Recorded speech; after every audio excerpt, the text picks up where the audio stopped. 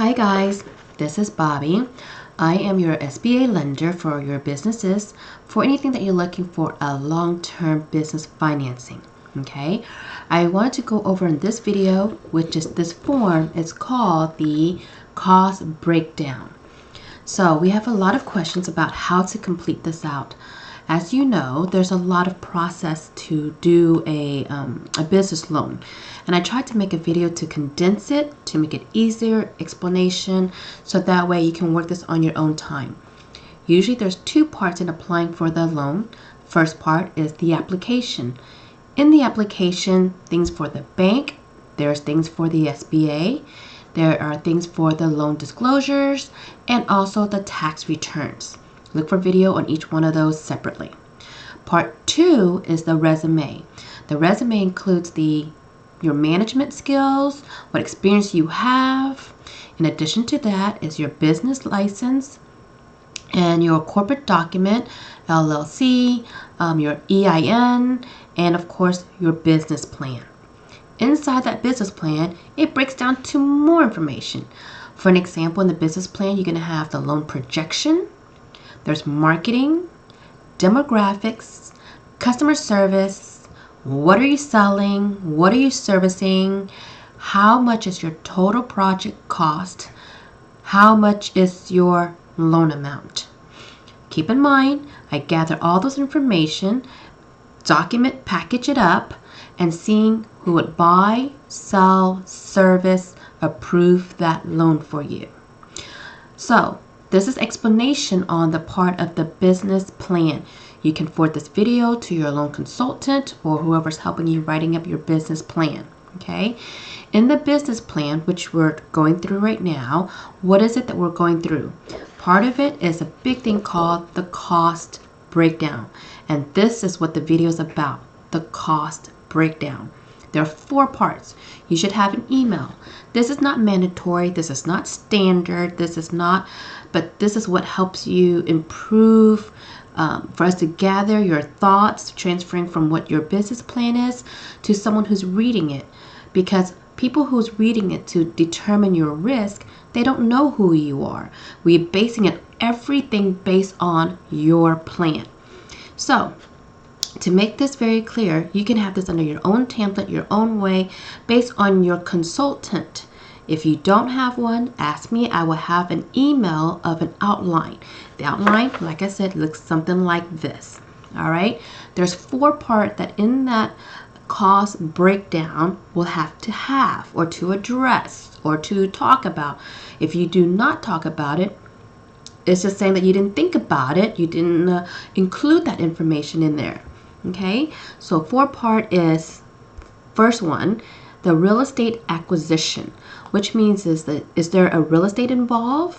If no, you're doing a lease agreement, then we need an LOI. Number 2, is there a cost for you to buy that business, that space, that is called an acquisition to it. All right, so let's pretend you're buying a restaurant. So if you're buying a restaurant, they're saying, hey, there is a fee for that space because it's already built out, it has furniture, whatever it is. Then you would give me a part copy of your bill of sale. It does not have to be executed, it doesn't have to be signed right away, but it will be prior to the loan being dispersed. But you will have that bill of sale to include what is in part of it. If it's include inventory, if it includes furniture, list it out. If it's equipment, list it out. The cost of the bill of sale is $100,000. You deposited $20,000. Then that $20,000 can be part of your injection of your total business cost. But we need proof of that. All right. So that's the first part, is the restaurant bill of sale if it is an acquisition. If you're doing a startup, there's no business. It's an empty space. That's fine. There's no acquisition. Put 0. There's nothing to acquire in that part. So that's in part 1. What else in part 1 that you might need? Let's say if you have a construction that you need to remodel, whether it's acquisition or empty space that you need to build out, then you would have a contract between you and the GC, who has to be licensed, or bonded or insured, because we're in the state of Texas, depending on where you're building that space out. You would usually have to put a deposit to your GC, your general contractor. General contractor would accept that 20% usually, or 30%. They will give you a partial lien release. I will need that copy of that partial lien release and that amount of that 20 or 30% that you have injected to the general contractor. Why do you need that general contractor to deposit in advance for 20 or 30%? Look for another video about the construction 20, 30% and that reason. Next part is part 2. It is all FF&E. FF&E is furniture and fixture and or equipment. FF&E. So those are big equipments. Let's say if you're running a restaurant, right? You are going to put in a built-in walk-in refrigerator, freezer. Those are FF&E. If you're opening a salon, you're putting those spa chairs in. That's an FF&E. So if you're putting a camera system into your ceilings, to the front door, back door, side door, staff door, whatever door except for the bathroom door, then those are FF&E. What else? Washer and dryer for your linens, for your towels, for sanitizing machines. Any of your, if you're doing a buffet and it's built into the restaurant or your cafeteria. If you're doing healthcare, those machinery equipments that's built into, customized to your room status. Those are your FF&E. Most people forget about the channel letters. Outside of your business, you need to put those channel letters in. That's your part of FF&E. What else? Equipment such as your computers, monitor, televisions, POS, camera system. Sometimes it's separated from your network of your security camera. So those are part of it. You have to separate those information for me or for your consultant or whoever is going to read this. They don't understand what is it that you're putting together or separate. So make it transparent. This is like your Cat 6 cable that you need to do on your security camera, your doors. There's a separate for security camera for your POS system. Those are very different. Sometimes you can split that vendor, contractors to do those, and they give you estimates in advance to separate it or to keep it together. So most people do it separately because of cost and budget and insurance, and to assure that, you know, not everybody's on the same vendors to it. There are other things such as FF&E, furniture. Separate part of it could be part of your walk-in coolers, refrigerators. You can include things like supplies, inventories. Supply we can separate to two parts. If you're running a restaurant, you need to supply and you need financing 3 months in advance of supply, such as dry good. Then there are your food. Those you don't buy right away. You would need for like a certain time period, so you know your season, but you need to allocate budget for up to 3 months. You can finance all of that as well. You just don't use it. So that budget goes into your account for future usage. Pretty interesting, right? So you separate from your napkins, from your cups, which is supply, but it's a dry supply, and then there are future supplies such as food. Let's say if you're running a salon. Let's say if you're doing, let's say a lash boutique. There are certain things that you need to buy chemical that only last for 30 days. There's chemical that you would buy or product you buy that can last up to 6 months. You separate it from a 3 months to 6 months or 3 months. You just identify in your purchase order, in your quote, this is my 1 month budget, 2 month budget, 3 month budget, 4 month, 5 and 6 month budget. Why is that? We understand it's season. Let's say you have a salon, a mani-pedi salon. You're not going to buy a fall color in the month of June or July. So we understand that. You need to separate and you buy it as you need to save money. Sometimes if you're buying, let's say a pink and white is neutral colors year round, you can do it up to 6 months in advance of supply. We understand that you want to save the money, but you have to explain it in your business plan to explain why you're buying, at what cost, at what budget. So hopefully that will help. Part 3 of the cost breakdown is your working capital. So let's go over those. These working capital is written out in your business plan. You need to include the type of insurance. Everybody forgets about the insurance. You need a lot of insurance.